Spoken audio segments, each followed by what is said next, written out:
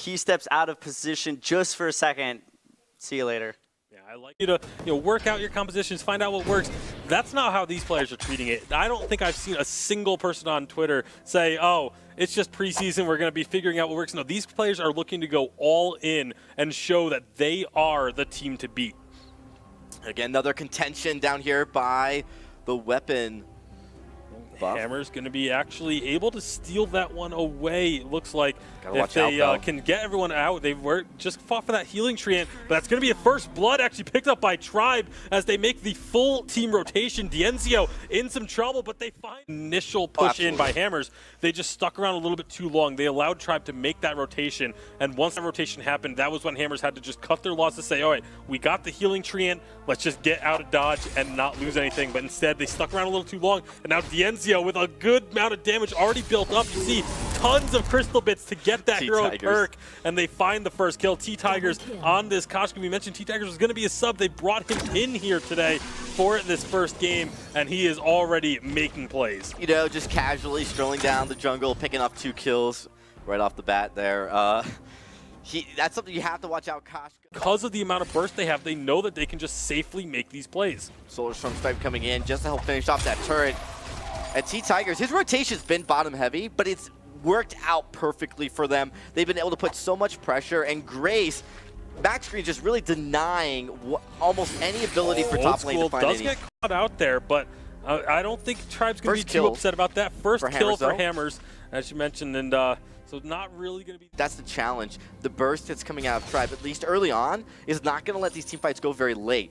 So Hammers, they need to find a way. One of the ways I think they could do that is they need to learn how to turtle in 5v5. It's, I think, one of the biggest challenges pros have had is like right here at the top, right? Boy, he's going to get caught up, stunned up by the Yummy Catnip Frenzy and taken down.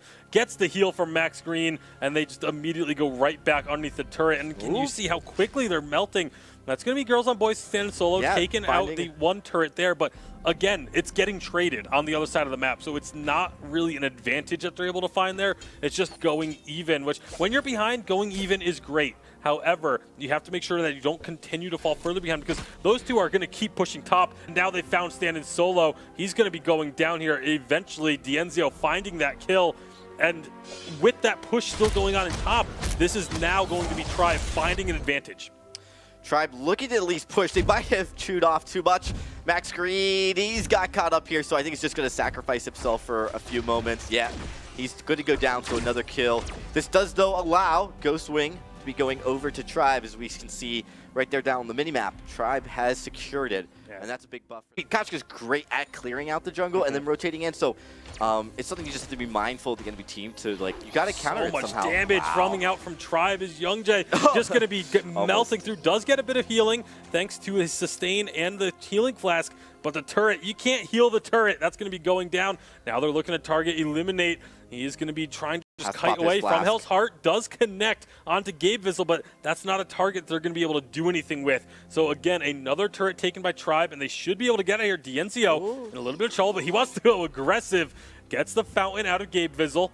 And now they're just going to be able to continue pushing. Here's that push that happened top, just continuing to put pressure on. They're in the enemy base now. Tribe just absolutely tearing through Hammers at this point. Goodness. That middle turret is going to fall. The fight is on. That's Yummy Catnip Frenzy going to be locking up Shaded Talent, and he's going to, or sorry, not Shaded Talent. He's going to be going down, standing solo, and they're continuing to push on. Eliminate the next target. Eliminate is going to fall. 3 kills picked up. The first armory getting targeted already. We are only 10 minutes in Dragonborn. Yeah, and that's a mid lane push. Now, the only downside to pushing so aggressively mid lane is if things start to turn around, but you get a black claw, there's not as many objectives. Talked about turtling in 5v5, it's pretty new. Very difficult. Very difficult, very challenging, very new, though, to a lot of these players on how they're going to accomplish it. And another Ghostwing capture looks like it's going to be going over. Yeah, honestly, it could be soloed at this point. They don't even need to worry. And T-Tigers in a little bit of trouble up in the top side of the map, but again, making sure that they get some. They brought a few people up top to try and contest T-Tigers. He doesn't even go down here and they still get that Ghost Wing. So again, advantages across there, but I think Hammers, they just want to get the turret. They want the turret, but they leave the mid open, and you can see, look how fast they've pushed down. And T-Tiger's just going to be delaying these recalls. That's 2 members that he's got. If he can just keep them alone in mid, this is going to open up the door. They've got a kill in the base. They finally take down T-Tigers, but it's now a 4-on-4 situation, and Tribe are just so far ahead. You can see that Vein Crystal starting to take some damage. It's still pretty durable with 2 armories up. Here comes some turnaround damage from Young Jay on this Samuel. Heal's going to come through from the Grace to keep everyone a Spellfire discussion. We've seen, like you mentioned, a few people really big on the item. It's a very powerful item, and it's gotten several buffs over the last couple of updates, but an item that we just don't see players very comfortable with using. Again, taking a lot of your crystal damage and just delaying it over a time period. Heart, not connecting. Would have been blocked even if it did connect. Solar Storm goes a bit wide too. Now they're going to be looking to push in onto this bottom turret. They have Koshka pushing top lane as well. So again, splitting Hammers, forcing them to make a decision of where they want to put their attention.